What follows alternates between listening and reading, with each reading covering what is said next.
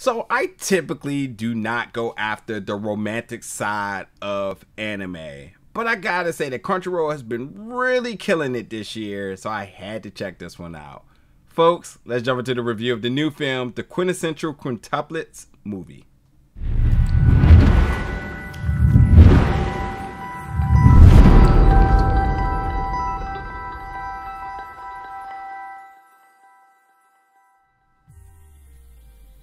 What's up, everybody, and welcome back to the channel today for another review. And today we're going to be reviewing the new film, The Quintessential Quintuplets movie, coming to American theaters December 2nd. So it did release back in Japan in May and made a lot of money, 16.4 million. So very successful.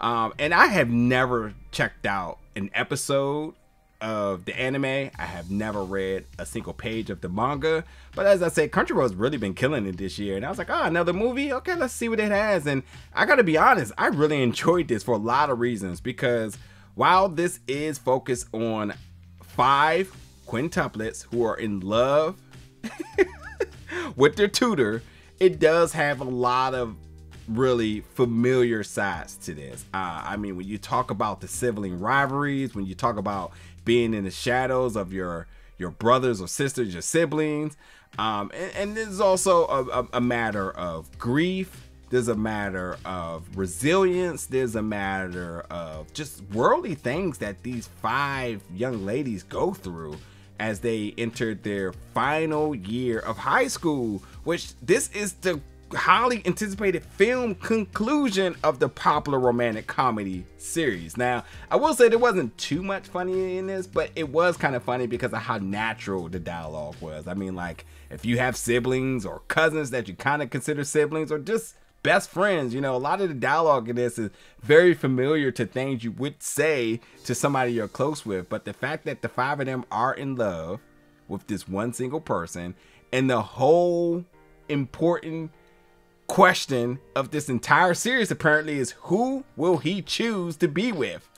And it's interesting because they also really cover some other things that I would assume they should cover, like telling them apart. And if you like one, you know, how did you know you like that one? Who was the first one you were able to distinguish outside of the others? It's a lot of different things that this film covers. It's about 2 hours, and it covers a lot of different things that you, if you were in this real life scenario, that you would probably think or question yourself. So I definitely think I am going to go back and watch the 2 seasons on Crunchyroll, which are available. But yeah, I you know, the biggest things for me in this was that I enjoyed the music.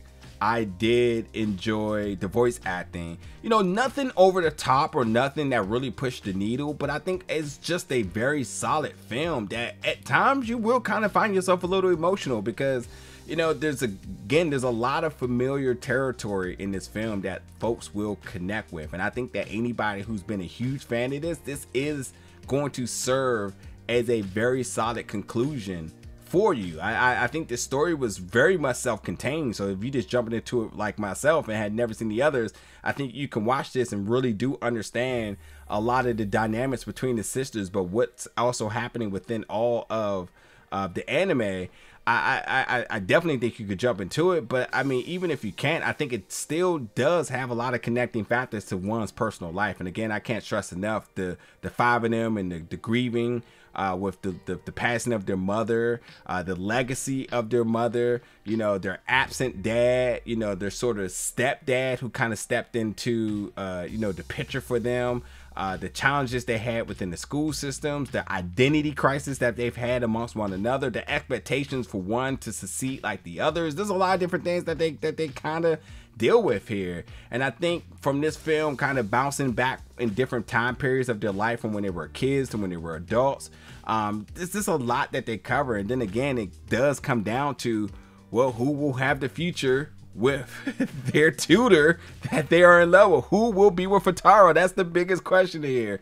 But I think the biggest, I think beyond that too, is that I think that for the folks who are diehards to this, you know, to be able to get that bit of closure to the 2 season, to the manga, and knowing how this love story sort of ends is always like necessary, you know. And it's I'm happy for the folks who, you know, has been along for the entire ride, but the folks who just kind of jumped into this for the first time, I think you can get into this and enjoy it. Like, again, it's not typically the anime I go at. I like horror, I like action, you know, I like some of the sports ones, but like the love romantic side, that's not really my thing. The comedy, I don't really see it as a comedy, but I just see that some of the dialogue, so the script in this is really well done.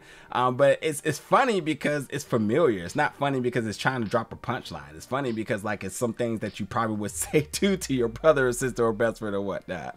And again, this made a lot of money when it came out in Japan in May, and now that it's making this chance to release in North America, then it's hitting the UK and Ireland December 2nd and 8th. It's not done. So I enjoyed this film. I think you should totally check it out, especially for all the diehard fans. I know you're absolutely waiting for this, but for the folks who's just looking for their next anime watch, especially on the big screen, I think this is one you want to check out. So yeah, check out the Quintessential Quintuplets movie, folks. Jump in the comments, let me know your thoughts about it when you do. And as always, stay tuned for more reviews very soon.